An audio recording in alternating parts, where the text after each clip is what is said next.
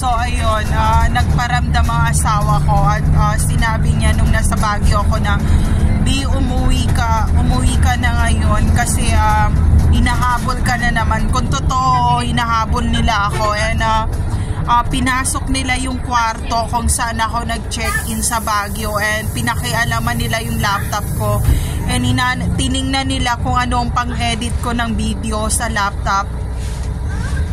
And sinabi ng asawa ko na, "Bi, alagaan mo si Hero, si Gabi, ganyan-ganyan, and kailangan nyo nang umalis at mag-exit sa ibang bansa sa lalong madaling panahon kasi gagamitin nila yung mga bata na ipang-scam kung gaano ako nahirapan sa Maynila na naging palaboy at napunta pa ng Batangas at nakatambay pa sa pangangalakal." Yun ang sinabi ng asawa ko, and sinabi niya yun sa panaginip, and sabi ko, Bi,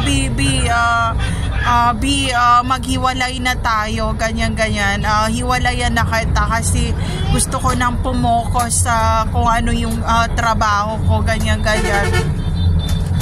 And ayaw niya makipaghiwalay, and titingnan ko kung anong magagawa ko kasi behind this happening meron talagang nananabutay, and ang dumi-dumi ng kuko ko talaga, hindi pa ako nagpalinis, and we'll see what happen next.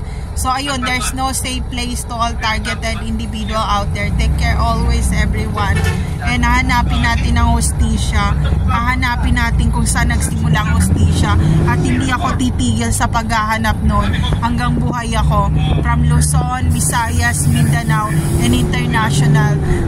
Wala man akong pera ngayon. Ang gagawa ko ng paraan para magkaroon ng hustisya, hindi gamit ang pera at hindi gamit ang pangalan ng ibang tao, kundi sarili kong laban.